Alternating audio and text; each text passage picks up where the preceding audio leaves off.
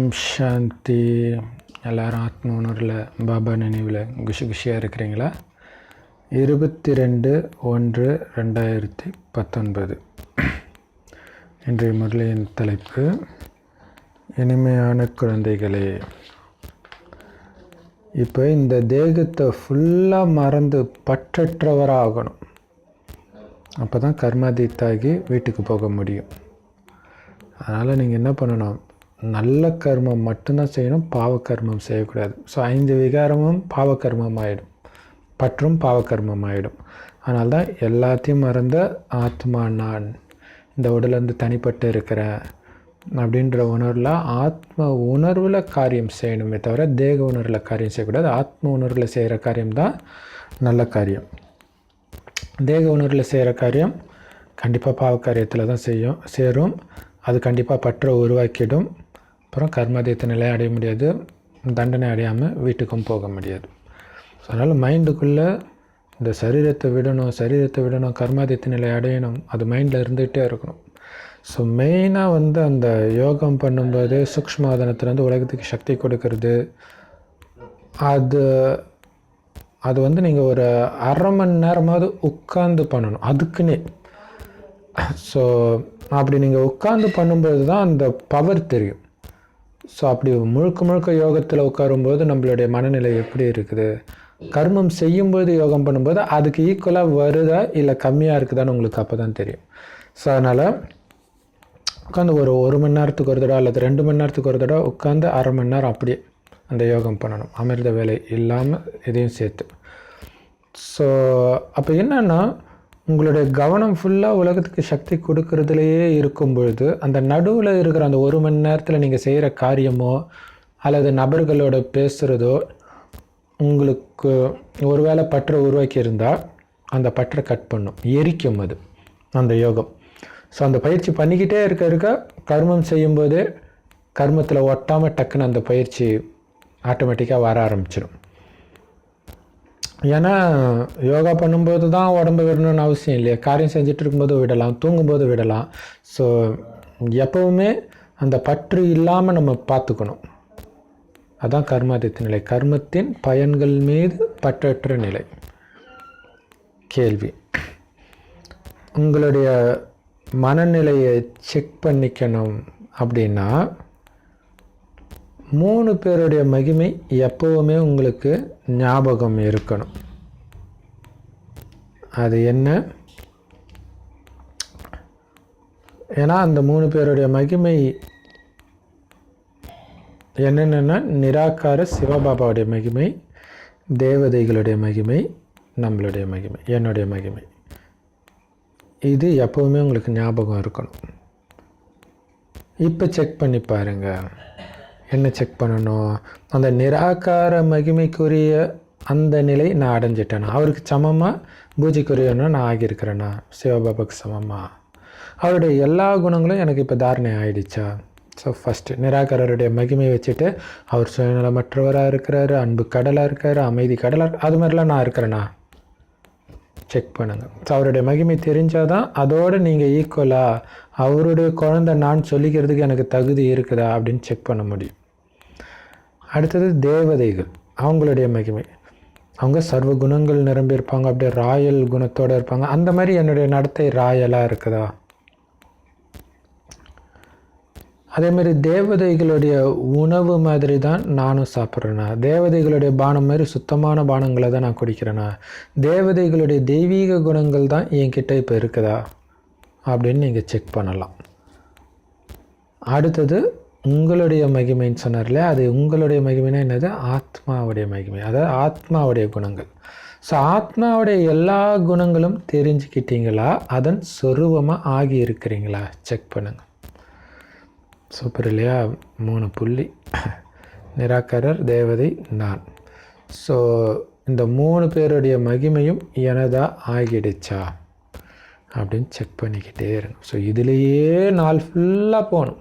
So மொத்தத்தில் அந்த மனநிலையை செக் பண்ணிக்கிட்டே இருக்கணும் நாள் ஃபுல்லாக, ஒரு செகண்டும். ஸோ அதுதான் உள்நோக்கு முகம் அப்படின்னு சொல்கிறது. ஓம் சாந்தி. ஆத்மாக்களுடைய வசிப்பிடம்தான் சாந்தி தாமம் அல்லது அமைதியின் சிகரம், டவர் ஆஃப் சைலன்ஸ் அப்படின்னு குழந்தைங்களுக்கு பாபா புரிய வைக்கிறார். அப்படின்னா என்ன, நீங்கள் இருக்கிற இடமே அதுதான். அமைதி இல்லைன்னா நீ வசிக்க வேண்டிய இடத்துக்கு இப்போ தானாக அமைதி வந்துடும், புத்தினால் அங்கே போயிடும். இமயமலை சிகரம் ஏன் சொல்கிறாங்க, உயரமானது. அதுமாதிரி அமைதியின் சிகரம், அதனால தான் சாந்தி தாமம் அப்படின்னு சொல்கிறோம். உயரமான இடம்.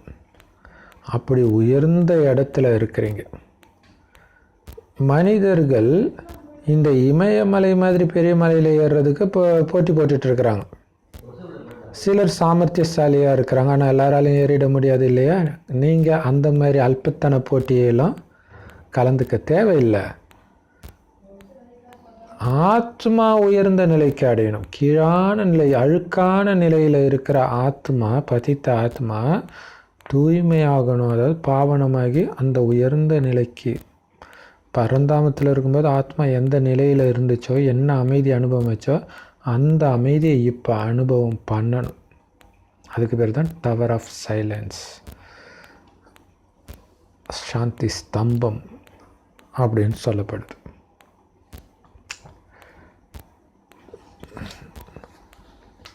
மனிதர்கள் சயின்ஸ் பின்னாடி இருக்கிறாங்க. டவர் ஆஃப் சயின்ஸ் அவங்களது இல்லையா. அவங்கக்கிட்ட பெரிய பெரிய வெடிகுண்டு இருக்குது. அப்போ சயின்ஸ் எதை பரப்புது, அசாந்தியை பரப்புது. மனிதர்களுக்குள்ள அந்த அச்சத்தை பரப்புது. ஸோ பயங்கரமான பொருளெல்லாம் அந்த மாதிரி டவரில் வைக்கிறாங்க. ஸோ அது பாபா எந்த இடத்த சொல்கிறாருன்னு தெரில. ஏதோ மலையில் தான் அந்த மாதிரி வெடிகுண்டு வச்சுருப்பாங்க போல இருக்குது. ஸோ விஷமெல்லாம் நிரப்பி வைக்கிறாங்களாம் அந்த வெடிகுண்டில் இல்லையா. அந்த பாம் வித்தியாசமான அந்த விஷவாயை கக்கக்கூடிய பாம் இலங்கையில் கூட உபயோகிச்சதாக சொன்னாங்க. பாபா சொல்கிறாரு, குழந்தைகளே நமக்கு அது தேவையில்லை. நம்ம வீட்டை நோக்கி பறந்து போகணும், குஷி குஷியாக பறந்து போகணும். அவங்க வீட்டில் உட்கார்ந்தபடியே வெடிகுண்டை வீசுகிறாங்க எல்லாத்தையும் அழிக்கிறதுக்கு. ஆனால் நீங்கள் வீட்டில் உட்கார்ந்தபடியே டவர் ஆஃப் சைலன்ஸ்க்கு போகணும், பரந்தாமத்துக்கு போகணும். ஏன்னா அங்கேருந்து தான் வந்திருக்கிறோம். எப்போ நீங்கள் அங்கே போகிறதுக்கு தகுதியுடையவராக அங்கேருந்து வரும்போது எப்படி இருந்தீங்களோ அதே மாதிரி சதோப்பிரதானமாக இப்போவே இந்த உடம்புல இருந்துகிட்டே ஆகுறீங்களோ அப்போ தான் உங்களால் அங்கே போக முடியும். ஏன்னா அங்கே போகிறதுக்குன்னு ஒரு குணம் வேணும். அந்த குணம் அடைஞ்சால் தான் நீங்கள் போக முடியும். தூய்மை 100% தூய்மை ஆனால் தான் போக முடியும். ஏன்னா சதோப்பிரதான நிலையிலேருந்து சத்தியுகத்தில் இருந்த அந்த சதோப்பிரதான நிலையிலேருந்து இன்றைக்கி கலியுக தமப்பிரதான நிலைக்கு வந்துட்டீங்க. மீண்டும் சதோப்பிரதானம் ஆகணும், அதுக்காக முயற்சி செய்யணும். அப்படி செஞ்சிங்கன்னா தான் நீங்கள் மற்றவர்களும் முயற்சி செய்ய வைப்பீங்க. பாபா சொல்கிறார், குழந்தை சதோப்பிரதானம் ஆகணும்னா உன்னுடைய கர்மத்தில் கவனம் வை. நல்ல கர்மம் தான் செய்கிறனா, புண்ணிய கர்மம் தான் செய்கிறனா, அல்லது பாவ கர்மம் வந்துடுதா செக் பண்ணு. பாவ கர்மமே செய்யக்கூடாது. ஸோ பாபா கர்மங்களின் விளைவு சொல்லி கொடுத்துருக்கிறார். ராவண ராஜ்யத்தில் துர்கதி ஏற்பட்டது காரணம் என்ன? நீங்கள் செய்த கர்மம் எல்லாம் பாவ கர்மமாக மாறத் தொடங்கிச்சு. அதனால் இப்போ சத்கதியை அடையணும் அப்படின்னா புண்ணியம் செய்யணும், நல்ல கர்மங்கள் செய்யணும். என்ன நல்ல கர்மம், எப்படி பண்ணுறது அப்படின்னு பாபா கற்றுக் கொடுக்குறார். அதுதான் கீதை இல்லையா. 5 விகாரங்கள் தான் மிகப்பெரிய எதிரிகள் நமக்கு. பற்று கூட விகர்மம் தான், பாவம் தான் இல்லையா. மோகம்னா என்னது, பற்று கூட மிகப்பெரிய எதிரி தான். எந்த ஒரு விகாரமும் குறைஞ்சதை எடை போட்டுறாதீங்க. பற்று வச்சு கூட தேக அபிமானத்தில் சிக்கிக்கிறாங்கல்ல. அதனால தான் பாபா கன்னியாக்களுக்கு எச்சரிக்கை கொடுக்கிறார். பவித்திரமானவர்களைத்தான் கன்னியான்னு சொல்லுவாங்க. எப்படி சூப்பராக சொல்லுவாங்க. கன்னி பெண்ணா அதான அர்த்தம் இல்லையா. கன்னி பெண் அப்படின்னாலே என்ன அர்த்தம்? தூய்மையானவள்னு அர்த்தம். அப்போ கன்னி மாதா அப்படின்னு சொல்கிறாங்க. அப்போ தூய்மையான மாதாவுக்கு பிறந்தவர்னு சொல்கிறாங்க. Yes, love you Baba. அடுத்தது பாபா மாதாக்களுக்கு வர்றார். நீங்களும் தூய்மையாகணும். ஸோ அப்போ நீங்களும் கன்னி மாதா தான் இல்லையா? மாதா ஆனாலும் நீங்கள் கன்னி மாதிரி தூய்மையாக ஆகணும் இப்போ. ஸோ நம்மளுடைய நினைவு தான் அங்கே கன்னி மாதான்னு சொல்லிட்டாங்க. ஏன்னா நீங்கள் எல்லோரும் பிரம்மாவுடைய குழந்தைங்க, பிரம்மாவின் குமாரர்கள் மற்றும் குமாரிகள். நீங்கள் வயசானவங்களாக இருந்தாலும் பிரம்மாவுக்கு குழந்தைங்க தான் இல்லை? லௌகிக அப்பா அம்மா சொல்லுங்களே, நீ எவ்வளோ வயசானாலும் நீ எனக்கு குழந்தை தாண்டான்ட்டு, அந்த மாதிரி பாபா சொல்கிறார். ஸோ பாபாவுடைய குழந்தைங்கனால என்ன அர்த்தம்? கன்னியாக்கள் தான். இனிமையிலும் இனிமையான குழந்தைகளே, குமார் குமாரி நிலைக்கும் மேலே உயர்ந்து போங்க. அதுவும் குமார் குமாரினாலே தூய்மையானவங்க, அதுக்கும் மேலே போங்க. முதல்ல எப்படி இந்த சரீரத்தில் வந்தீங்களோ அதே மாதிரி இப்போ இந்த சரீரத்துலேருந்து வெளியேறி போகணும். அதுக்கு முயற்சி செய்யணும் இல்லையா? கூடு விட்டு கூடு பாயிற வித்தை இல்லை, கூடு விட்டு ஒரேடியாக ஓடி போகிற வித்தை இல்லையா? இந்த உடம்பு கூட விட்டு ஒரேடியாக போகணும். அந்த முயற்சி பண்ணுங்க இல்லையா? உடம்புல இருந்துட்டு தூய்மையாக இருக்கிறது மட்டும் பார்த்தாது, அந்த தூய்மையின் சக்தி உடலை விட்டுட்டு போகிற அளவுக்கு அதிகரிக்கணும். உயர்ந்த பதவி அடையணும்னு ஆசை இருக்கா? நாராயணன் போதை இருக்குதா? ஆகலாம் குழந்தை. ஆனால் என்ன பண்ணணும்? வேறு எந்த நினைவும் வரக்கூடாது, எந்த நினைவும் வரக்கூடாது. பரந்தாமம், சொர்க்கம். ஒரு கண்ணில் சாந்தி தாமம், ஒரு கண்ணில் சுகதாமம், அவ்வளோதான் இருக்கும். வேறு எதுவுமே உன் மைண்டில் ஞாபகமே வரக்கூடாது. வெறும் கையோடு தானே வந்த, வெறும் கையோடு போ. கீதா சாரம் பக்தி மார்க்கத்தில் வருமே, எதை கொண்டு வந்து எதை எடுத்துகிட்டு போகிறதுக்கு, அதே மாதிரி தான் பாபா சார். இப்போ உங்ககிட்ட எதுவுமே என்னதுன்ற உணர்வே இருக்கக்கூடாது, அப்படி காலியாக போகணும். ஆத்மா சேர்த்துக்கும் புண்ணிய கர்மத்துக்கு அது தானாக வந்து படைச்சிடும் எல்லாத்தையும். மாளிகையாகட்டும், செல்வமாகட்டும், உறவுகளாகட்டும், எல்லாம் தானாக வந்து உருவாக்கிடும். ஆனால் புண்ணிய கர்மத்தை நீ எடுத்துகிட்டு போகணும். மற்றபடி கலியுகத்தில் எதுலேயும் நீ இருக்கிற இந்த உடம்பு உட்பட எதுலேயும் உனக்கு பற்று இருக்கக்கூடாது. இந்த உடம்பு கூட ஒன்று இது கிடையாது, மறந்துடு. சரீரத்தை மறக்கணும். ஸோ அதுக்காக தான் அந்த பயிற்சி. எப்போவுமே சூக்ஷ்மவதனத்திலே இருக்கிறீங்க, எப்பவும் பரந்தாமத்திலே இருக்கிறீங்க அப்படின்னா இது மறந்துடும்.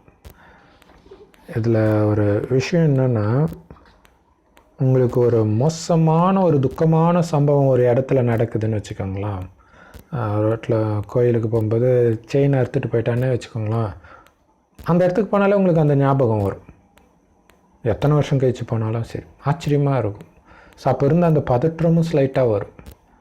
அது மாதிரி சூக்ஷ்மவதனம்னா அந்த இடத்துக்குன்னு ஒரு குணம் இருக்குது. என்ன அது? அந்த இடத்துக்கு போனாலே சக்தி கொடுக்கறது தான். அதுதான் வேலை அங்கே இருக்கிற எல்லாருக்கும். பரந்தாமனாலே எல்லாத்தையும் மறந்து அப்படியே பாபா நினைவிலே இருப்பீங்க, பாபாவே பார்த்துட்டு இருப்பீங்க. அந்த இனிமையான அமைதியிலேயே மூழ்கி கிடப்பீங்க.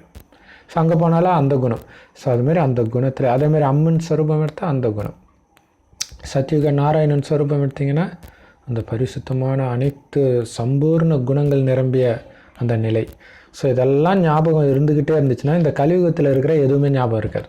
ஸோ அதுக்கு தான் இந்த ப்ராக்டிஸ் பண்ண சொல்கிறது. 1 மணி நேரத்துக்கு ஒரு தடவை, அரை மணி நேரம் பயங்கர பவர்ஃபுல்லாக, நடுவில் இருக்கிற 1 மணி நேரம் வந்து கர்மம் செஞ்சுக்கிட்டே யோகா. எப்போவுமே யோகா தான், பட் அந்த 1 மணி நேரம் உட்காந்து முழுக்க முழுக்க இதுக்குன்னு. சரி, அப்படி ரொம்ப டைம் கிடைக்கலாம் 2 மணி நேரத்துக்கு ஒரு தடவையாச்சும். அப்போ தான் சரீரம் மறக்கும். ஸோ எந்த அளவுக்கு நீங்கள் தனிமையாக இருக்கிறீங்களோ அந்த அளவுக்கு நல்லது இல்லையா? குடும்பத்தில் இருந்தாலும் தனியான ஒரு இடம், உங்களுக்குன்னு ஒரு தனி ரூம், இல்லை மொட்டை மாடியில் பக்கத்தில் இருக்கிற கோயில், அந்தந்த இடத்துல ஏதோ ஒன்று இருக்கும். அல்ல பக்கத்தில் இருக்கிற லைப்ரரி கூட, அங்கே நீங்கள் புக்கை கையில் வச்சுட்டு படித்தே ஆகணும்னு யாரோ மிரட்ட வைப்பாங்க, நீங்கள் மட்டும் கையில் வச்சுட்டு யோகா பண்ணுங்கள். எங்கே அமைதி கிடைக்குதோ அங்கே அதிக நேரம் செலவு பண்ணணும். ஏன்னா இந்த சரீரத்தை மறக்கணும், எதன் மீதும் பற்று இருக்கக்கூடாது, கர்மாதீத்த நிலை அடையணும். அப்போ இங்கே இருக்கிற வரைக்கும் இதை செய்கிறதுக்கு நான் ட்ரஸ்டி. இப்போ நீங்கள் என்ன காரியம் செஞ்சாலும் புத்தியினால் உலகத்துக்கு சக்தி கொடுக்குற அந்த வேலையில் நீங்கள் சுகம் காணணும். அதுதான் மெயின். ஸோ அந்த வேலையில் சுகம் காண இங்கே இருக்கிறதெல்லாம் சும்மா கடமைக்கு பண்ணுவீங்க ட்ரஸ்டியாக. பாபா சொல்கிறாரு, நீ எங்கே வேணாலும் போ, ஆனால் தவறான காரியம் தப்பான முறையில் செலவு பண்ணாத. மனிதர்கள் தானம் நிறைய பண்ணுறாங்க, நியூஸ் பேப்பர்லலாம் போடுறாங்க, இவர் இவ்வளோ பெரிய தானம் பண்ணார் அப்படின்ட்டு, ஹாஸ்பிட்டல் கட்டினார், தர்மசாலை கட்டினார், அது இதுன்ட்டு. ஸோ அந்த மாதிரி அதிக தானம் பண்ணுறவங்களுக்கு அரசாங்கத்துலேருந்து ஏதாவது ஒரு விருது கிடைக்கும். ஆனால் இருக்கிறதுலே மிகப்பெரிய விருது என்ன தெரியுமா? பாபாவே கொடுக்குற புனிதமானவர்கள், பவித்திரமானவர்கள், அந்த விருது தான் முதல் விருது. அதுக்கு ஈக்குவல் எதுவுமே கிடையாது. ஏன்னா அவங்கள கடவுளுக்கு ஈக்குவலாக எல்லாம் கும்பிட்றாங்க. செயின்ட் மேரி, செயின்ட் ஆண்டனி, அது இதுன்ட்டு அவங்க கிறிஸ்தவ மதத்தில் கூட சொல்கிறாங்கல்ல. ஆனால் நீங்கள் அதுக்கும் மேலே போகணும். எவ்வளோ தூய்மையானா, தேவதைகள் எப்படி தூய்மையாக இருந்தாங்க அந்த மாதிரி ஆகணும் இல்லையா? தேவதைகள் எவ்வளோ அழகானவங்களோடு இருந்தாங்க, ஆனால் கொஞ்சம் கூட மனசு சலனம் அடையில், எதன் மீதும் பற்று வைக்கலையா, அந்த மாதிரி நீங்கள் ஆகணும். அப்போ தான் நீங்கள் அரை கல்பத்துக்கு பவித்திரமாக இருக்க முடியும் இல்லையா? இதெல்லாம் எப்படி சாத்தியம்னு நிறைய பேர் கேட்பாங்க. அது என்ன குழந்தை பிறக்குன்றீங்க, அது எப்படி நீங்கள் சொல்லுங்கள். அங்கே ராவணன் கிடையாது. ராவணன் வந்தால் தான், அந்த சாத்தான் வந்தால் தான் இந்த உலகம் அழுக்கான விகாரி உலகம் ஆகும். ஸோ ராமராகிய பாபா அந்த மாதிரி உலகத்தை உருவாக்குறார் இப்போ, அந்த ஞானத்தை கொடுத்து இல்லையா? இப்போ பார்த்தீங்கன்னா நம்ம பாபாவை நினைக்கணும்னு நினைக்கிறோம், எல்லோரும் சகோதர ஆத்மான்னு பார்க்கணுன்னு நினைக்கிறோம். ஆனால் நடுவில் இந்த வைப்ரேஷன், எதிர இருக்கிறவங்களுடைய எண்ணம், சுற்றி இருக்கக்கூடிய விஷயங்கள், இதெல்லாம் கவனச்சிதறலை எடுத்துகிட்டு என்ன பண்ணிடுது, உடம்பை பார்க்க வச்சிருது. ஆனால் அங்கே அந்த மாதிரி கவனச்சிதறல் உருவாக்கக்கூடிய எந்த விதமான வைப்ரேஷனோ அந்த மாதிரி தவறான மனிதர்களோ இருக்கவே மாட்டாங்க சொர்க்கத்தில். ஆனால் அந்த அளவுக்கு சக்தியை இத்தனை பேர் மத்தியில் நீங்கள் உருவாக்கணும். அதுக்கு என்ன பண்ணால் நீங்கள் தனியாக உட்காந்து அந்த ப்ராக்டிஸ் பண்ணணும். அதுக்காக தான் பாபா இரவு கண் விழித்து பண்ணுங்கன்றார். அது அவ்வளோ சூப்பராக இருக்கும். நீங்கள் சேவையெல்லாம் கூட, அதாவது ஸ்தூல சேவையெல்லாம் பகலில் பண்ணிக்கலாம். ஆனால் அந்த இரவு நேரம் தான் அது தெரியும், அந்த யோகானா என்னன்னு தெரியும். ஆனால் ஃப்ரெஷ்ஷாக பண்ணணும், அது ஒன்று இருக்குது. நீங்கள் காலைல ஃபுல்லாக ஒர்க் பண்ணி அப்படியே அசதியாக உட்காந்திங்கன்னா தூக்கம்தான் வரும். கொஞ்சம் ஃப்ரெஷ்ஷாக இருந்து பண்ணணும், ரொம்ப முக்கியம் அது. சரி,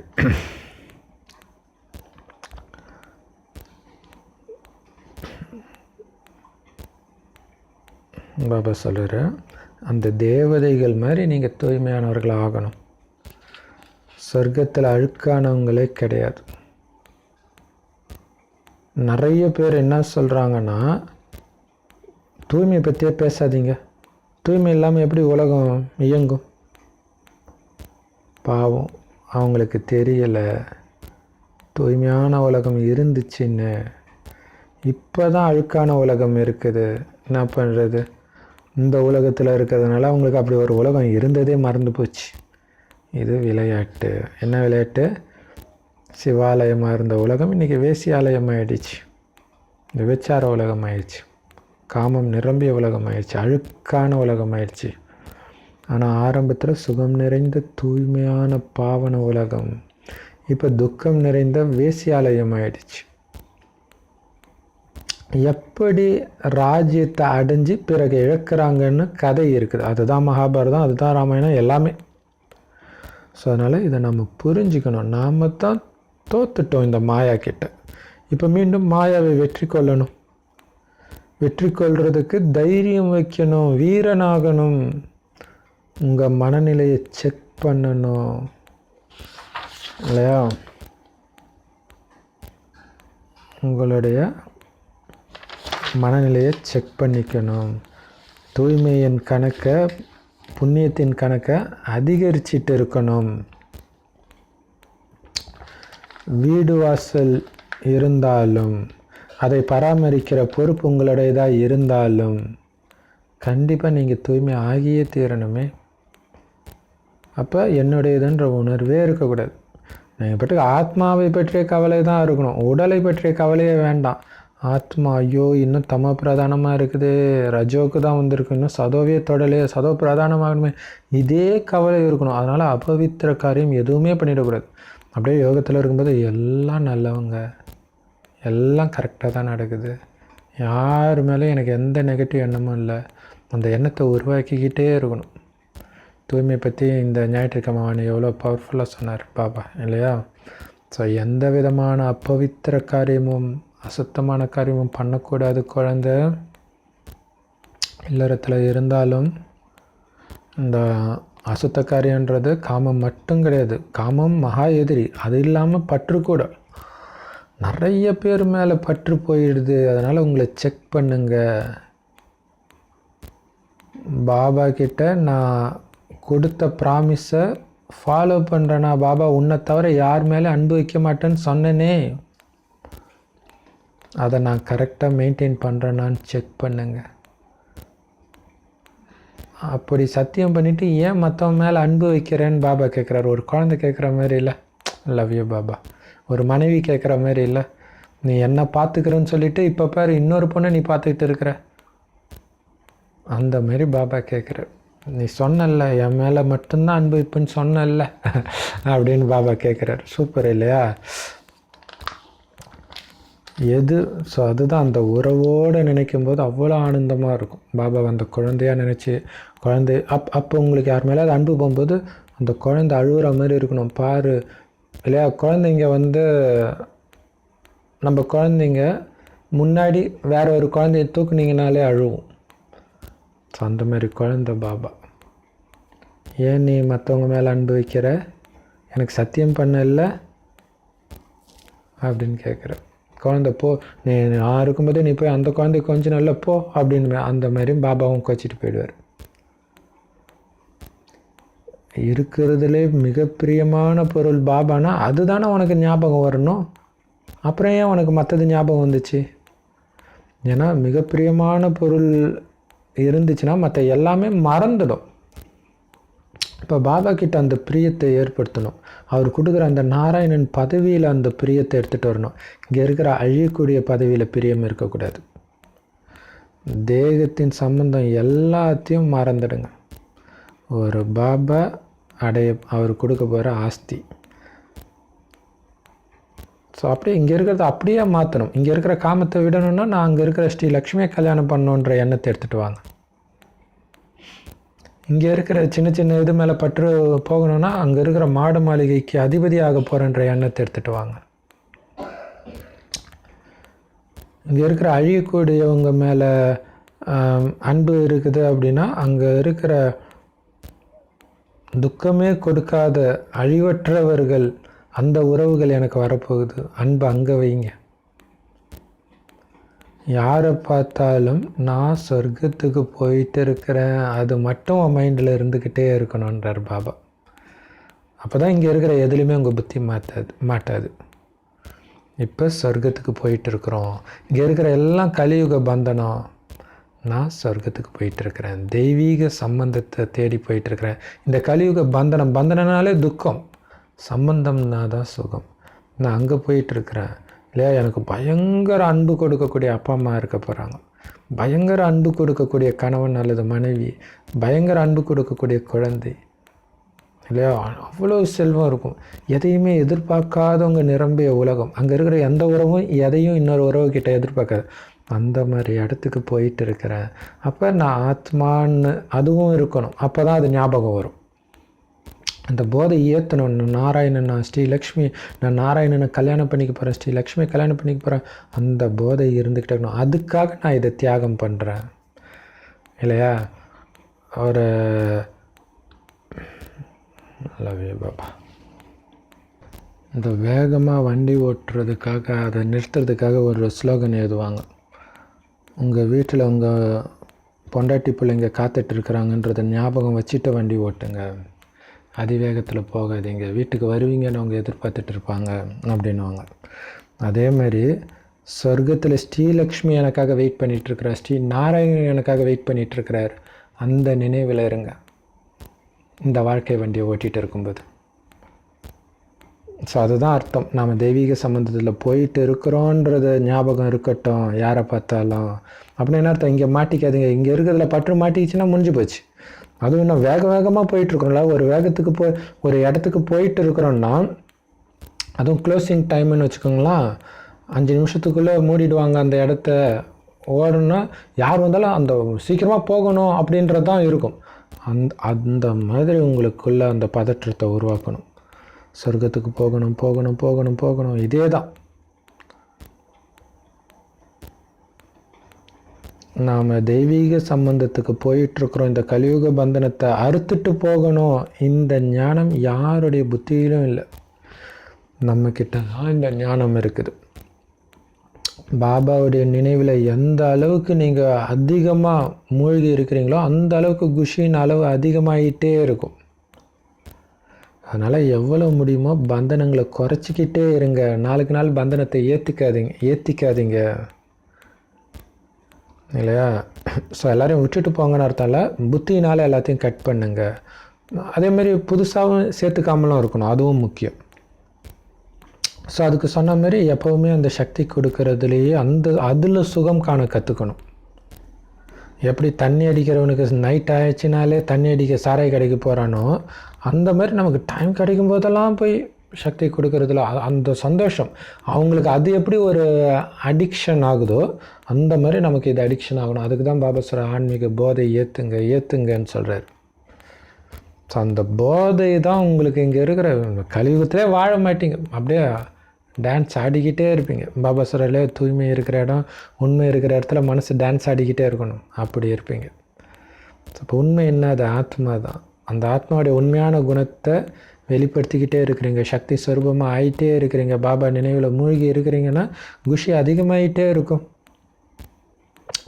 பந்தனத்தை குறைச்சிக்கிட்டே இருங்க, உங்களை லேசாக ஆக்கிக்கிட்டே இருங்க. பந்தனத்தை அதிகரிக்கக்கூடிய எந்த அவசியமும் இங்கே கிடையாது. சொர்க்கத்தின் ராஜ்யத்தை அடையிறதுக்கு ஒரு பைசா செலவு பண்ணல. நீங்கள் ஒரு பைசா செலவு இல்லாமல் அடையிறீங்க. எப்படி? எல்லாத்தையும் வேண்டான்றதுனாலே உங்களுக்கு ராஜ்யம் கிடைக்குது. எவ்வளோ சூப்பர் இல்லை?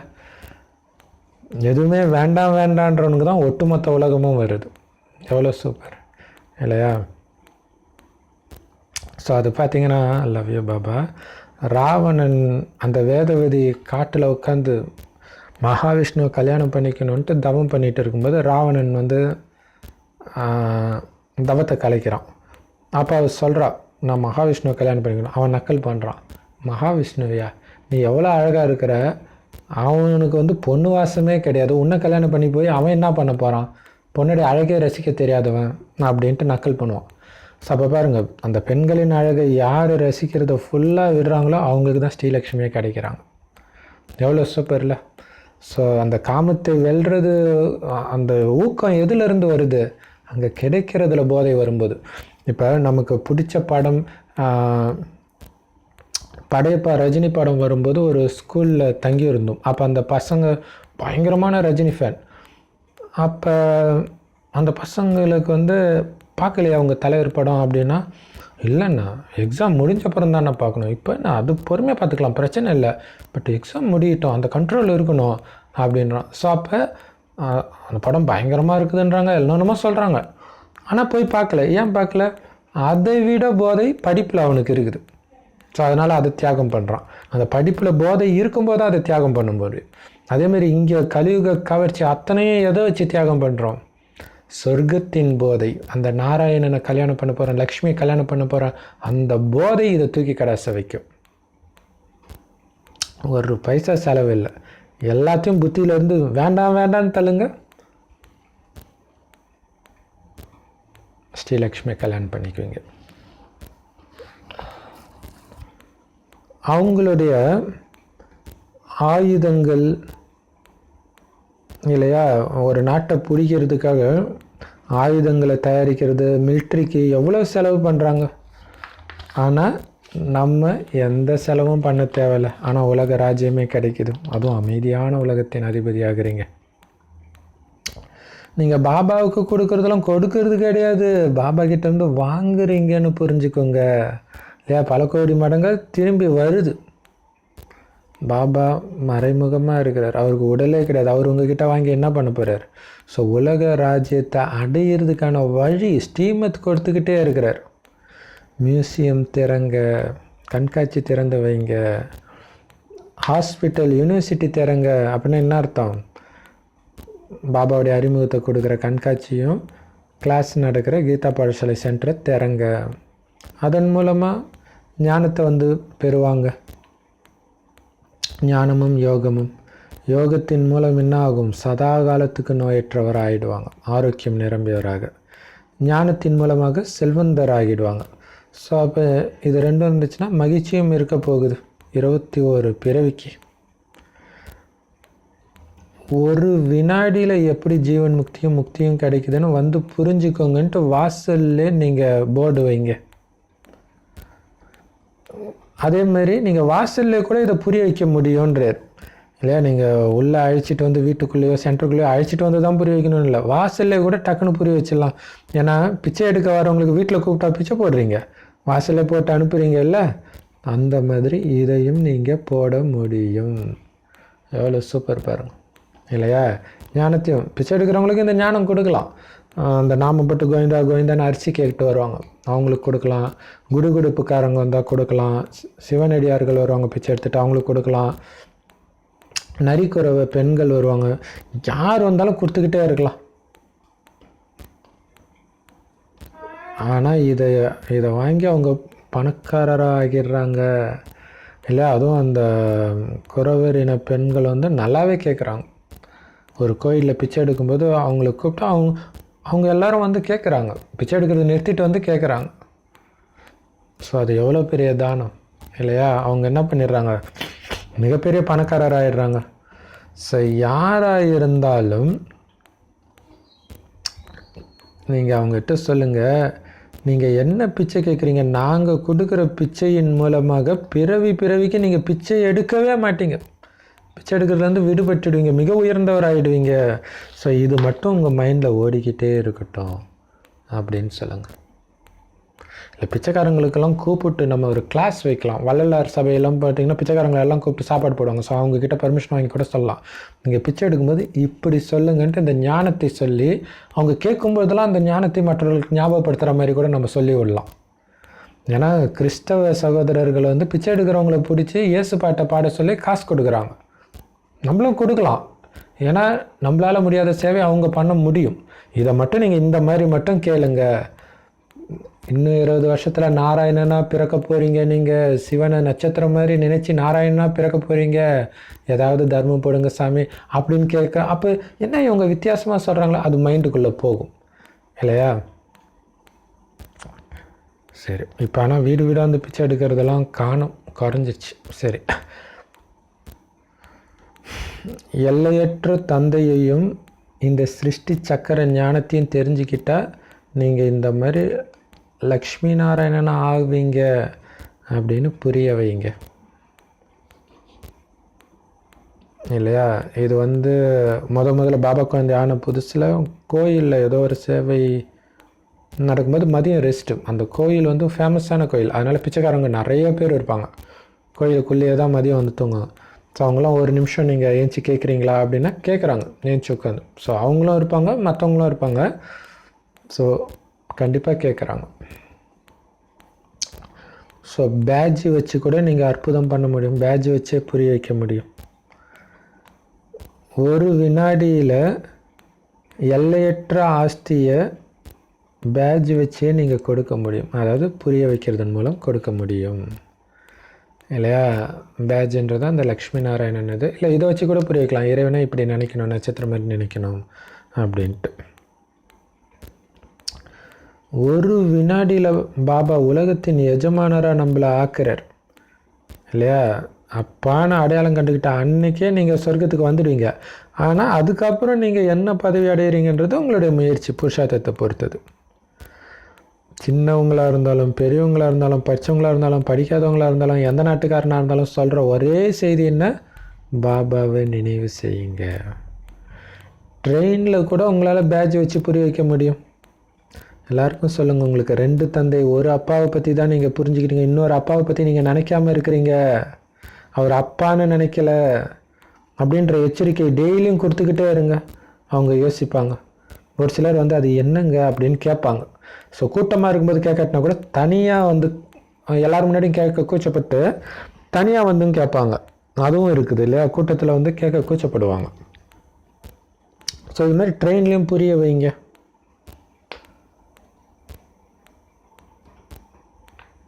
புரிய வைக்க முடியும். 2 பேர்கிட்ட இருந்து உங்களுக்கு ஆஸ்தி கிடைக்குது.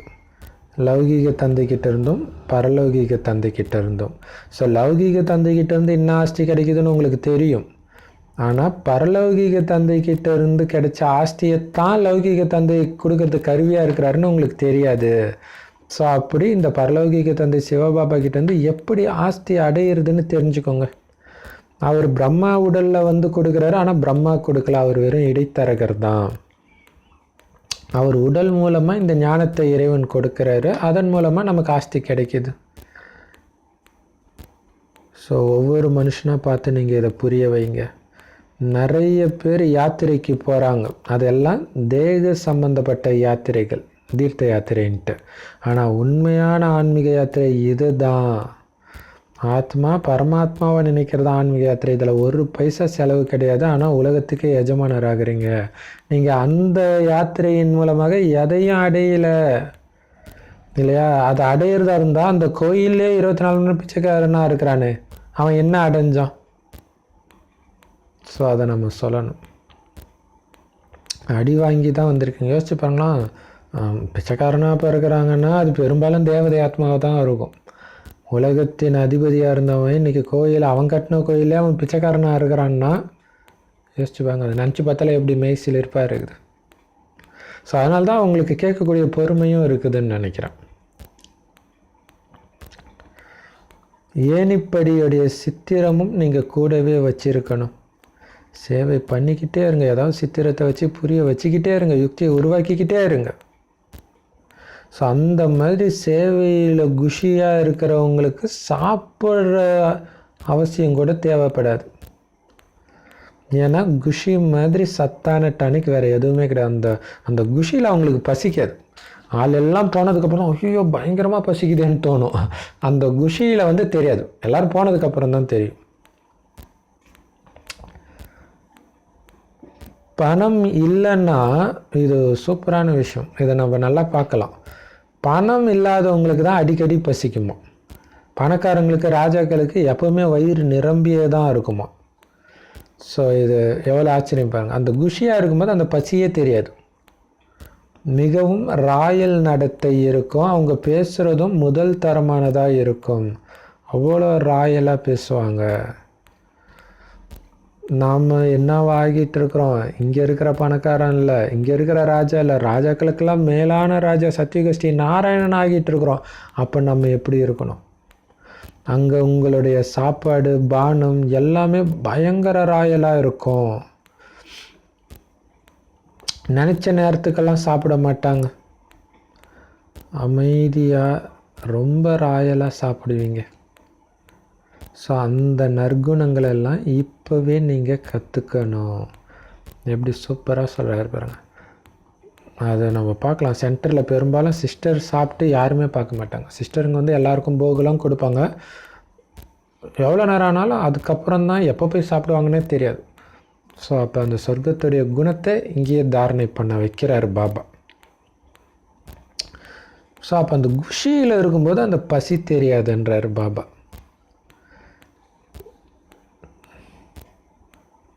இல்லையா, அது உண்மை தான். அதேமாரி சொல்லுவாங்க, அந்த பிஸ்னஸ் டைமில் நிறைய காசு வர டைமில் அவங்களுக்கு பசியே இருக்காது இல்லையா. காசு வரும், அதில் அவங்களுக்கு சந்தோஷம் இருக்கும், அந்த சந்தோஷத்தில் பசி இருக்காது. எவ்வளோ சூப்பரான விஷயம் பாருங்கள். ஸோ அந்த பாபாவை நினைவு செய்கிறதுலையும் சேவை செய்கிறதுலையும் தான் குஷி இருக்கணும் நமக்கு.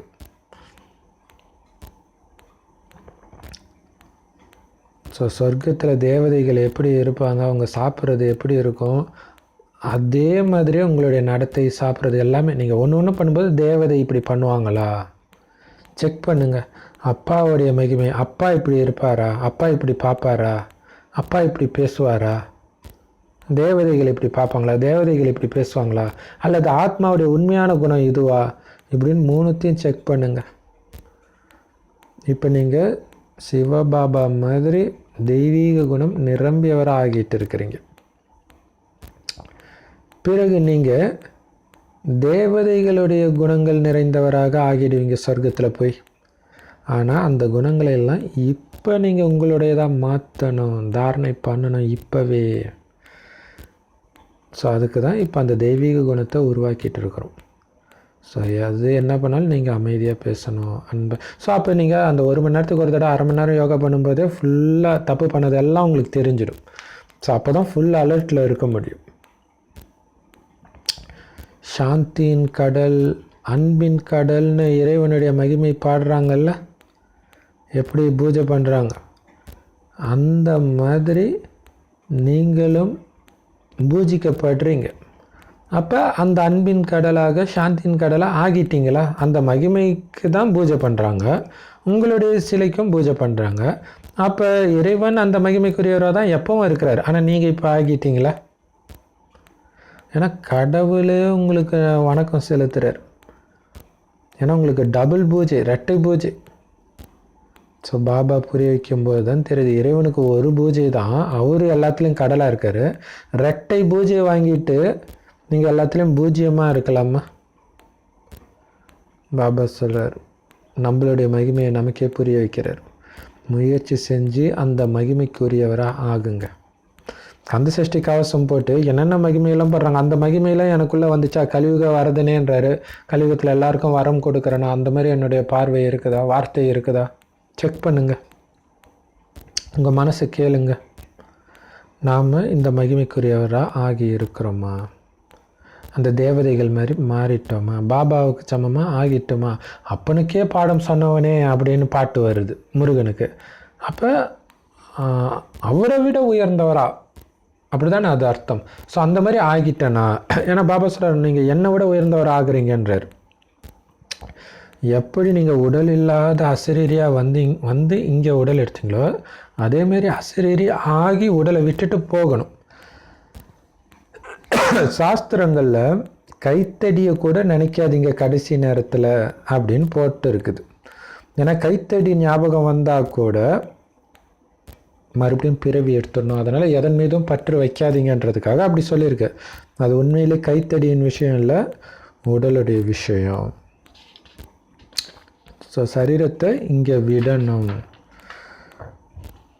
சரீரத்தின் மேலே பற்று இருக்கக்கூடாது, புத்தி அதில் போகக்கூடாது, என்னுடைய சரீரன்ற உணர்வே இருக்கக்கூடாது. நான் வெறும் ஆத்மா, உடலற்று இருக்கிறேன், பரந்தாமத்துக்கு போகிறேன் அதே நினைவு தான் இருக்கணும். மற்றபடி எல்லாமே பக்தி மார்க்கத்துடைய விஷயங்கள். இங்கே நமக்கு எதுவும் கிடையாது. ஜஸ்ட்டு ஆத்மான்னு உணர்ந்து பாபாவை நினைக்கணும். பாபாவை தவிர உங்களுக்கு யாருமே இருக்கக்கூடாது. அந்த மாதிரி பாபாவை நினைக்கணும். சரி, இப்போ பாபா நமக்கு ஞானம் கொடுத்துருக்கிறாரு. மனிதர்கள் குருமார்களின் கைவிலங்கில் மாட்டிக்கிட்டாங்க பாவம் இல்லையா? அப்படியே சிரடி சாய்பா, சத்ய சாய்பாபா, வள்ளலார், இந்த மாதிரி குருக்கள் கிட்ட மாட்டிகிட்டு இருக்கிறாங்க. ஆனால் அங்கே ஒன்றும் ஞானம் கிடைக்கல. அநேக விதமான குருமார்கள் இருக்கிறாங்க. பாபா சொல்கிறார், உங்களுக்கு எந்த குருவும் வேண்டாம், ஏன்னா அவங்க எல்லாம் பொய் தான் சொல்கிறாங்க. நீங்கள் எந்த வேதத்தையும் படிக்க தேவையில்லை, ஏன்னா அதில் எல்லாம் பொய் தான் இருக்குது. ஒரே மந்திரம், சத்திய மந்திரம் பாபா கொடுக்குறார். என்னை மட்டும் நினைவு செய்யுங்க, ஆஸ்தியை நினைவு செய்யுங்க, தெய்வீக குணங்களை தாரணை செய்யுங்க, முடிஞ்சு போச்சு. இவ்வளோ தான் நம்ம ஞாபகத்தில் இருக்க வேண்டியது. அப்பா ஞாபகம் இருக்கணும், ஆஸ்தி ஞாபகம் இருக்கணும், தெய்வீக குணம் நிரம்பி இருக்கணும், அவ்வளோதான். நேற்று சொன்னார் பாருங்கள், உங்களுடைய தூய்மையின் சக்தி எப்படி இருக்குன்னா, அந்த சக்தியின் ஆதாரத்தில் மற்றவர்களுடைய இந்த தூய்மையின்மை உள்ளுணர்வே மாறிடணுன்றார். ஸோ அந்த அளவுக்கு நான் பவர்ஃபுல்லாக இருக்கிறேன்னா இதே கவனம் வைக்கணும். இன்னும் கூட நான் பவர்ஃபுல் ஆகலைன்னா நான் எப்போ ஆகும், ஐயோ 2 வருஷம் ஆச்சு, 3 வருஷம் ஆச்சு, 5 வருஷம் ஆச்சு, 10 வருஷம் ஆச்சு, இன்னும் அந்த சக்தி வரலன்னா நான் எப்போ ஆகிறது, அந்த பயம் வரணும். இப்போ பார்த்திங்கன்னா ஒரு பிரதர் வந்து முரளியே கேட்கல, வெறும் ஜென்ரல் வீடியோ தான் பார்க்குறாரு. திடீர்னு ஃபோன் பண்ணி, பிரதர் வீட்டில் கல்யாணம் சொல்கிறாங்க, கல்யாணம் பண்ணிக்குவா அப்படின்னு கேட்குறாரு. பிரதர் இன்னும் 18 வருஷம் தான் பிரதர் இருக்குதுன்னு. என்ன பிரதர் சொல்கிறீங்க? அப்புறம் இன்றைக்கி ஃபுல்லாக கால் பண்ணிகிட்டு இருக்கிறாரு. அப்புறம் சாயங்காலம் எடுத்தோன்னா அப்போ கேட்குறாரு, பிரதர் என்ன பிரதர் சொல்கிறீங்க, இன்னும் 18 வருஷம் தான் இருக்குதா? எனக்கு நைட்டு ஃபுல்லாக தூக்கமே வரல பிரதர், இது நீங்கள் சொல்லாமலே இருந்திருக்கலாம். அப்போ பாருங்க, அவர் முரளியே கேட்கல, ஆனால் டக்குன்னு உள்ளே போய் ஆழமாக பதியுது பாருங்கள்.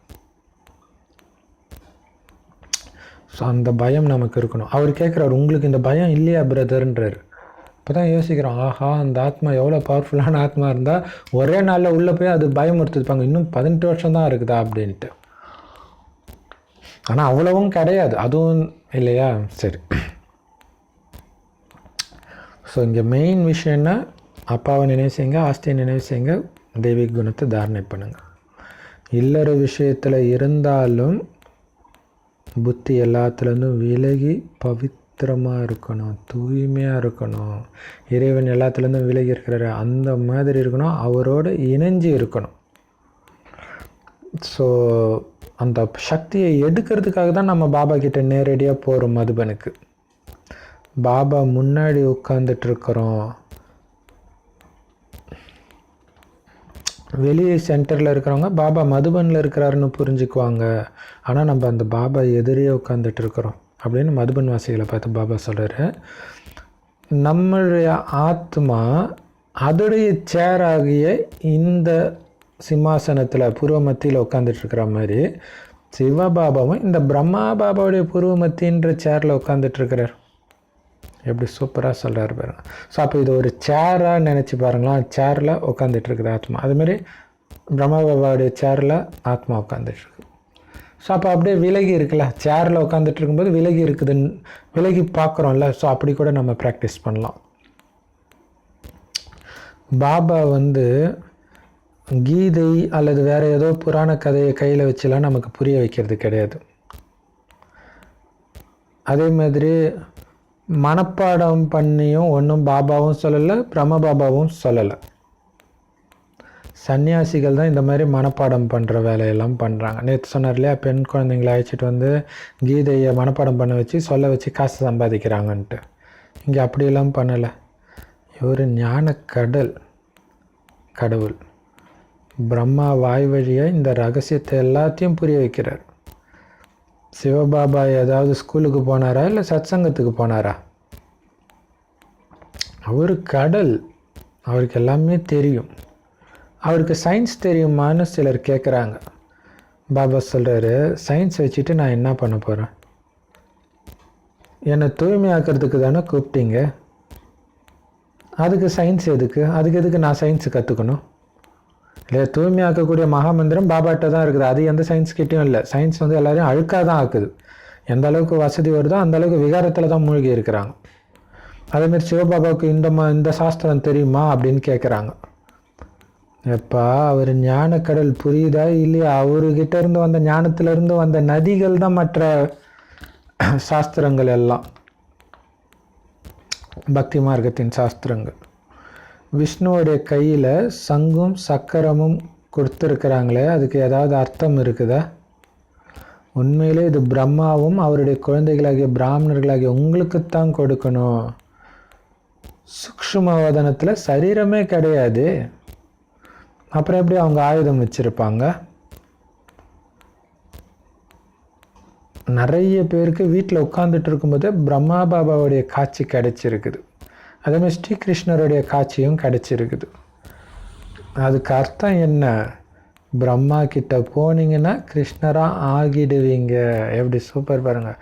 பாபா காட்சி காட்டுறது தான் அவருடைய பாஷை. ஒரு சிலர் கனவுலையும் அதுதான் வரும், நிறைய பேருக்கு வருது. இப்போ வயசானவர் தெரிகிறாரு அப்படின்னு நிறைய பேர் சொல்கிறாங்க.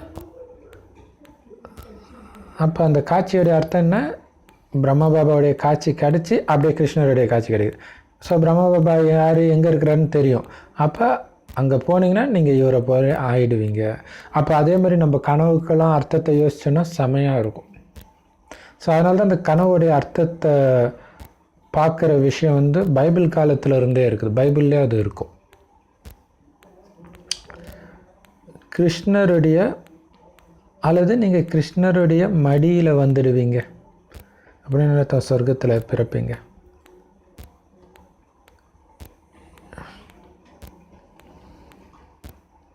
ஸோ பிரம்ம பாபாவுடைய காட்சியும் கிருஷ்ணருடைய காட்சியும் கிடச்சா என்ன அர்த்தம்? பிரம்மா கிட்ட போனால் கிருஷ்ணர் ஆவீங்க அல்லது கிருஷ்ணருடைய வம்சத்தில் வருவீங்க அப்படின்னு அர்த்தம். ஸோ அதனால் ஒரு இளவரசருடைய சாட்சாத்காரம் தான் கிடைக்கிது, எல்லாருடைய காட்சியும் கொடுக்க முடியாது இல்லையா? ஸோ இவர் ஒரு மாடலாக காட்டுறாங்க சொர்க்கத்தின் முதல் இளவரசருடைய காட்சி. ஸோ நல்லா படிச்சிங்கன்னா இந்த மாதிரி ஆக முடியும்னு குறிக்கோளை கொடுக்குறாரு.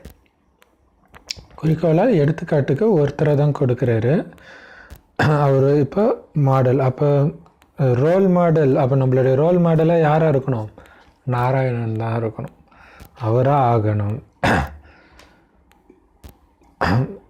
சத்யநாராயணன் கதையை சொல்லி நம்மளை நாராயணன் ஆக்கிறதுக்கு தான் பாபா வந்திருக்கிறார். கண்டிப்பாக முதல்ல நீங்கள் இளவரசன் ஆவீங்க. சாஸ்திரங்களை கிருஷ்ணர் வெண்ணெயை திருடி சாப்பிட்டதாக காட்டுறாங்க.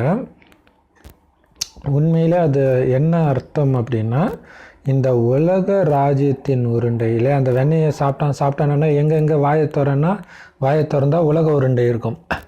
அப்போ உலகத்தையே சாப்பிட்டாரா அப்படின்னு அர்த்தம், உலகத்தின் அதிபதி ஆகிட்டாரு அப்படின்னு அர்த்தம். அதேமாரி உலகமோ சந்திரனோ எப்படி வாயில் தெரியும்?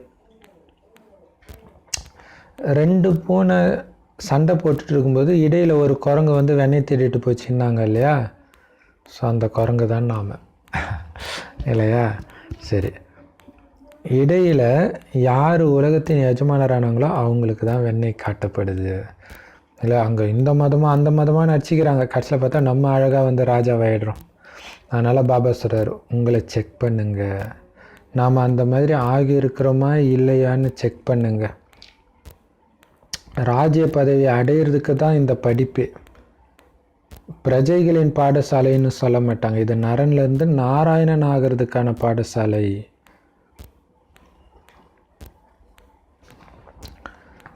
இல்லை, ராஜ்ய பதவி அடையிறதுக்காக இந்த படிப்பு. அதனால் செக் பண்ணுங்க, ஸ்ரீகிருஷ்ணர் ஆகிறதுக்கு தகுதி வந்துடுச்சா, அந்த குணம் எனக்குள்ளே வந்துடுச்சா, ராஜ்ய பதவி அடையிற தகுதி வந்துடுச்சா. ஏன்னா இந்த படிக்கிறது அதுக்கு தானே. இப்போ படிப்பில் இருக்கிற மாதிரி அந்த வழிப்படி நம்ம நடந்தோன்னா ராஜ்ய பதவி அடைய முடியும். இது ராஜ்ய பதவி அடையிறதுக்கான ஸ்கூலை தவிர பிரஜை பதவி அடையிறதுக்கான ஸ்கூல் கிடையாது. நரன்லேருந்து நாராயணன் ஆகிறதுக்கான ஸ்கூல். இப்போ நான் நாராயணன் ஆகிட்டேனா, தகுதி அடைஞ்சிட்டேனா, செக் பண்ணுங்க இல்லையா? காலேஜில் படிக்கணும்னா அந்த எக்ஸாம் டைம் படிப்பாங்க, ஆனால் நமக்கு தினம் எக்ஸாம், நிமிஷத்துக்கு நிமிஷம் எக்ஸாம். ஸோ மெயினாக நான் இறை பல்கலைக்கழக மாணவன்றது மைண்டில் இருந்துக்கிட்டே இருக்கணும். காட்லி யூனிவர்சிட்டியில் படிக்கிறோம், கடவுளே வந்து படிப்பு சொல்லி கொடுக்குறாரு. ஈஸ்வரிய விஸ்வ வித்யாலயம்னு எழுதுங்க, அதில் ப்ராக்கெட்டுக்குள்ளே யூனிவர்சிட்டின்னு போடுங்கன்னு பாபா சொல்கிறார். ஆனால் இதை மட்டும் எழுத மறந்துடுறாங்க. நீங்கள் எவ்வளவு தான் புக்கை கொடுத்தாலும் நீங்களே உட்காந்து புரிய வைக்காத வரைக்கும் அவங்களால புரிஞ்சிக்க முடியாதுன்றார். எவ்வளோ சூப்பர் பாருங்கள். அப்போ இந்த யூனிவர்சிட்டிக்கு வாங்க, புரிஞ்சுக்குவீங்க. எல்லையற்ற தந்தை, அதுலேயும் வந்து அப்பா புரிய வைக்கும்போது தான் அந்த அன்பு தெரியும், அப்போ தான் அவங்களுக்கு ஃபுல்லாகவே புரியும். ஸோ எல்லையற்ற தந்தைக்கிட்டேருந்து எல்லையற்ற ஆஸ்தி கிடைக்கிது. பிறவியாக எல்லைக்குட்பட்ட ஆஸ்தியை தான் நம்ம அடைஞ்சு வந்தோம், எல்லைக்குட்பட்ட அப்பா கிட்டேருந்து. ஸோ எல்லையற்ற அப்பா கிட்டேருந்து ஆஸ்தியை இப்போ மட்டும்தான் அடைய முடியும்னு நீங்கள் பேட்ஜ் வச்சு புரிய வைக்க முடியும். நீங்கள் சொல்கிறத பார்த்து நக்கல் அடிக்கலாம், சிரிக்கலாம், பரவாயில்ல. 2 அப்பாவுடைய விஷயம் நல்லா இருக்குதுல்ல. சிரிக்கிறாங்க, நக்கல் அடிக்கிறாங்கன்னா அவங்க திரும்ப சொல்லும்போது அவங்களுக்குள்ள மைண்டுக்குள்ளே போயிடும். ஸோ ஒரு கோயிலில் பூசாரி கிட்ட பர்மிஷன் கேட்கும்போது, அடப்போயா நீங்கள் வந்து உங்களையே சாமின்னுவீங்க அப்படின்றார். ஸோ அப்போ அந்த ஞானம் புரிஞ்சிச்சு இல்லையா, நாராயணன் நாம தான்ட்டு. ஸோ அப்போ அவங்க நக்கல் அடித்தாலும் அவங்களுக்கு புரிஞ்சிடுது. ஸோ அவ்வளோதான். ஸோ அதனால் 2 அப்பான்ற விஷயத்தை புரிய வைங்க. அப்போ யோசிப்பாங்க, 2 அப்பா இருக்கிறாங்களா, இது என்ன வித்தியாசமாக இருக்குது அப்படின்ட்டு. ஸோ நிறைய பாபா குழந்தைங்க அவங்க குழந்தைங்களுக்கு புரிய வைக்கிறாங்க. சில குழந்தைங்க தன்னுடைய அப்பாவுக்கு புரிய வைக்கிறாங்க. மனைவி கணவர் அழைச்சிட்டு வராங்க. ஸோ இந்த மாதிரி ஒவ்வொருத்தர் புரிய வைக்கிறாங்க. சில பேர் வந்து சண்டை போட்டுக்கிறாங்க. கணவன் மனைவி இந்த ஞானத்தை ஏற்றுக்கலன்னா சண்டை போட்டுக்குவாங்க. தூய்மை விஷயத்துக்காக சண்டை போட்டுக்குவாங்க. ஸோ நாம் எல்லோரும் ஆத்மாக்கள், அப்பாவுடைய குழந்தைங்க. அப்பா கொடுக்குற ஆஸ்திக்கு உரிமை இருக்குது நமக்கு அப்படின்னு நாம் புரிஞ்சுக்கிறோம். இப்போ லௌகீகத்தில் பார்த்திங்கன்னா பெண் குழந்தைக்கு கல்யாணம் பண்ணிட்டா அந்த பொண்ணு வேறு வீட்டுக்கு போயிடுவா. அதுக்கு பேர் கன்னியாதானம்னு சொல்கிறோம். ஏன்னா இன்னொருத்தருக்கு தன்னுடைய பொண்ணை கொடுக்கறதுனால.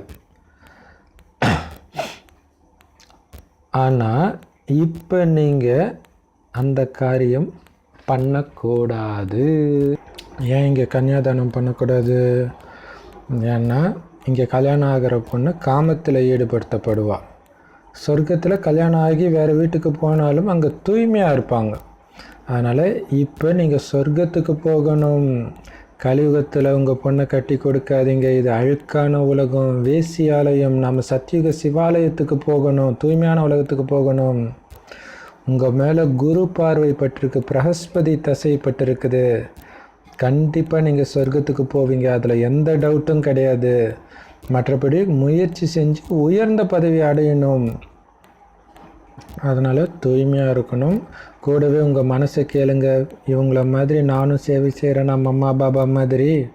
எங்களுக்கு ஒரு நல்ல கிளாஸ் எடுக்கிறதுக்கு ஒரு டீச்சர் அனுப்புங்கன்னு கேட்காதீங்க. நீங்கள் டீச்சர் ஆகுங்க. எல்லாருக்கும் பாபா தானே கற்றுக் கொடுக்குறாரு. நீங்கள் தான் மாஸ்டர் பாபா இல்லையா? நீங்களும் டீச்சர் ஆகுங்க. குழந்தைங்க முயற்சி செய்யணும் ஞானத்தை சொல்ல. மற்றபடி உங்ககிட்ட பணத்தை வாங்கி பாபா என்ன பண்ண போகிறார்? எல்லாமே காசு இருந்துச்சுன்னா அதில் நீங்களே மியூசியம் தருங்க. மற்றபடி இங்கே கட்டுற வீடு எல்லாமே அழிய போகுது. இதில் நேரத்தை வீணாக்க வேண்டாம். பாபா வியாபாரி, பொற்கொள்ளர், நம்மளை தங்கமாக்குறாரு, துக்கத்துலேருந்து விடுவிக்கிறாரு, சுகத்தை கொடுக்குறாரு. அதனால் பாபா சொல்கிறாரு, இப்போ உங்களுடைய எதிர்காலத்தை நீங்களே முயற்சி செஞ்சு உருவாக்குங்க. ஆனால் அதிக நேரம் எப்போவோ போயிடுச்சு, இன்னும் கொஞ்ச நேரம் தான் இருக்குது. இன்னும் நிறைய குழப்பம் ஏற்படுறத பார்ப்பீங்க அப்படின்னு 69க்கு முன்னாடி வந்த வானிலே பாபா சொல்லிட்டார், கொஞ்ச நேரம் தான் இருக்குதுன்ட்டு. அப்போ இப்போ எந்த நேரம் வேணாலும் முடிஞ்சிடும் இல்லையா? நிறைய குழப்பம் ஏற்படும். ஸோ அதனால் கவனம் வைங்க, முயற்சி பண்ணுங்க. அப்பா நினைவில் இருங்க, நாராயணன் ஆகணும். அந்த நினைவு, அந்த போதை ஏற்றுங்க. ஆஸ்தியை நினச்சிக்கிட்டே இருங்க, தெய்வீக குணத்தை நிரப்பிட்டே இருங்க. எல்லோருக்கும் இந்த ஞானத்தை கொடுத்துக்கிட்டே இருங்க. சரி, நல்லது. இனிமையிலும் இனிமையான தேடி கண்டெடுக்கப்பட்ட செல்ல குழந்தைகளுக்கு தாய் தந்தை பாப்தாதாவின் அன்பு நினைவு மற்றும் காலை வணக்கம். ஆன்மீக குழந்தைகளுக்கு ஆன்மீக தந்தையின் நமஸ்தே. ஆன்மீக தாய் தந்தைக்கு ஆன்மீக குழந்தைகளின் அன்பு நினைவுகள் மற்றும் நமஸ்தே. தாரணைக்கு நமக்கு சொரும், நான் வெறும் ட்ரஸ்டி தான் இல்லையா?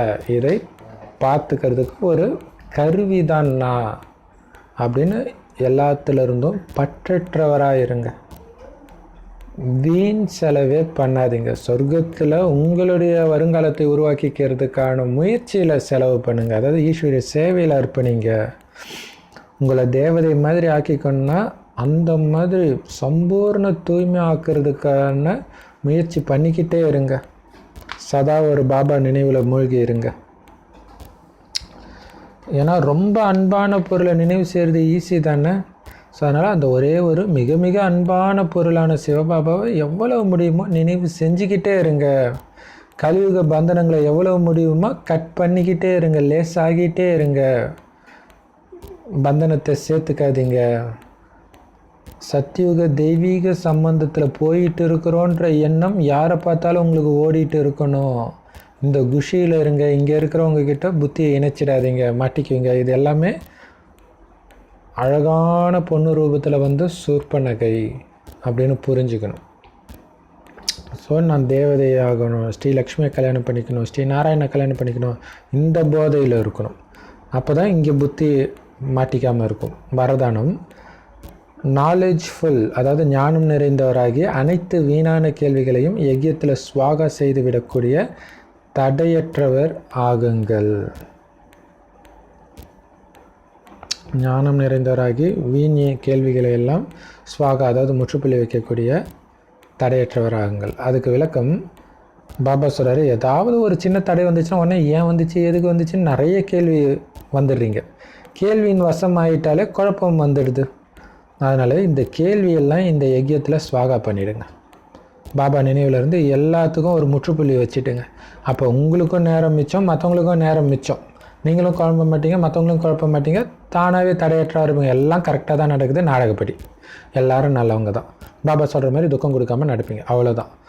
ஸோ எப்போவுமே நிச்சய புத்தியும் வெற்றி என்னுடைய பிறப்புரிமைன்ற இந்த போதையிலே நீங்கள் இருந்தீங்கன்னா ஒருபொழுதும் குழம்ப மாட்டீங்க இல்லையா? வெற்றி என்னுடைய பிறப்புரிமை, நாடகம் என் நன்மைக்காக தான் நடக்குது. அதில் மட்டும் நிச்சய புத்தி இருந்ததுன்னா குழப்பமே இருக்காது. அதனால் கேள்விகளும் புள்ளி வச்சுடுங்க. நடத்துறது பாபா, பாபாவுடைய குழந்தை. எனக்கு என்ன ஆகும்? நானும் நல்லவன், பாபாவும் நல்லவர், நாடகமும் நல்லது. அப்புறம் ஏன் கவலைப்படணும்? ஏதோ ஒன்று எப்படி இப்படி ஆயிடுச்சா, அது நாடகப்படி ஆகிருக்கும், அவ்வளோதான். அதாவது கர்மத்தின் விதிப்படி. ஈட்டி மாதிரி வந்தது ஒரு முள்ளு மாதிரி ஆயிடுச்சு, அவ்வளோதான். ஸ்லோகன். ஸோ நம்மளுடைய வேலையே என்னது? எப்பவும் குஷியாக இருக்கணும், மற்றவங்களையும் குஷிப்படுத்திக்கிட்டே இருக்கணும் இல்லையா? ஊக்க உற்சாகத்தோடு இருந்து மற்றவங்களையும் ஊக்க உற்சாகத்தில் எடுத்துகிட்டு வர்றது தான் நம்மளுடைய தொழில். ஊக்க உற்சாகத்தோடு இருக்கணும் என்ன அர்த்தம்? பாபா நினைவிலிருந்து பாபா ஞானத்தை சிந்தனை பண்ணிகிட்டே இருக்கணும். மற்றவங்களை எடுத்துகிட்டு வர்றதுன்னா அதே தான் நம்மளும் பண்ணிகிட்டு இருக்கணும். அவங்களுக்கு ஞானத்தை கொடுத்து பாபா நினைவு பண்ண வைக்கணும். பிரம்ம பாபாவுக்கு சமமாகிறதுக்கான விசேஷ முயற்சி இன்றைக்கி என்னென்னா, ஸோ எப்பவும் சொல்கிற மாதிரி அந்த அன்புலேயே பிரம்ம பாபா மூழ்கி இருந்தார் இல்லையா? லயிச்சு இருந்தார், சிவபாபாவோட ஐக்கியமாகி இருந்தார். அதில் நான்ன்ற உணர்வே மறந்துட்டார். அவரை பார்த்தா சிவபாபா தான் தெரியுது, பிரம்ம பாபா எங்கே போனார்னே தெரியல. அந்த உடல் தான் அசையுதே தவிர பிரம்ம பாபாவுடைய எந்த நடவடிக்கையும் இல்லை. அப்படியே சிவபாபாவே பார்க்குற மாதிரி இருந்துச்சு. அப்போ எல்லாருடைய கவனமும் சிவபாபா பக்கம்தான் போச்சு. அந்த மாதிரி நீங்கள் அப்பாவை ஃபாலோ பண்ணுங்க. உங்களை பார்த்தா சிவன் தான் தெரியணும். யோசிச்சு பாருங்க, உங்களோட அப்பா அம்மா கிட்ட நீங்கள் பேசுகிறீங்கன்னா, உங்கள் அப்பா கிட்ட நீங்கள் பேசுகிறது ஒரு அன்பு, அது கொஞ்சம் உரிமையாக கூட பேசுவீங்க. ஆனால் அவருடைய அப்பா அவர்கிட்ட பேசுகிறார் இல்லையா? அப்போ சிவன், அந்த சிவனே உங்கள் அப்பா கிட்ட பேசுகிற மாதிரி இருந்தால் எப்படி இருக்கணும்? அந்த மாதிரி அன்பு கொடுக்கணும். என் குழந்த அப்படின்ற அன்பு அது தெரியணும் அவங்களுக்கு. ஸோ அந்த மாதிரி பிரம்ம பாபா ஃபாலோ பண்ணுங்கள். பிரம்ம பாபா பழகின யாருமே பிரம்ம பாபாகிட்ட பேசின மாதிரியே இல்லையா, சிவபாபா பேசின மாதிரியே தான் இருந்துச்சான். ஸோ அதனால் பிரம்ம பாபா இந்த ஞானம் தெரிஞ்சிச்சு இல்லையா, இதே மாதிரி நீங்கள் கம்பேர் பண்ணி பாருங்கள். ஸோ இது ஒரு பயங்கரமான ப்ராக்டிஸ். முதல்ல ஆரம்பத்தில் கொடுத்தோம். குல்ஜார்தாதி உடம்புல சிவபாபா பிரம்ம பாபா 2 பேரும் பாப்தாதா வரும்போது நம்ம குல்ஜார்தாதியே பார்க்கல, கரெக்டு தானே? பாபாவை தான் பார்க்குறோங்க. பாபா திருஷ்டி கொடுத்தாரு தான் சொல்கிறோம், குல்ஜார்தாதி திருஷ்டி கொடுத்தாங்கன்னு சொல்கிறோம். ஸோ அந்த மாதிரி நான் தான் குல்ஜார்தாதி. ஆனால் என்னை பார்க்குறவங்களுக்கு என் உடம்பு தெரியக்கூடாது, சிவபாபா தான் தெரியணும். இப்போ குல்ஜார்தாதி எப்படி பார்க்குறாங்க, எப்படி பேசுகிறாங்க, அதாவது பாபா குல்ஜார்தாதி உடம்புலேருந்து எப்படி பார்க்குறாரு, எப்படி பேசுகிறாரு, அதேமாதிரி என்னுடைய பார்வை இருக்குதா, பேசுகிறேன்னா, அப்படி ப்ராக்டிஸ் பண்ணுங்கள், சூப்பராக இருக்கும். ஸோ அந்த ப்ராக்டிஸ் தான் இப்போ சொல்கிறார். ஸோ அந்த மாதிரி பிரம்ம பாபா சிவபாபா நினைவில் ஒன்றி இருந்த மாதிரி நீங்களும் இருங்க. அது பேர் தான் லயித்திருக்கும் நிலை, லவ்லின் நிலை அப்படின்னு பாபா சொல்கிறேன். வாணியை முடிச்சிட்டார். Om Shanti. Love you Bapdada. Thank you Bapdada.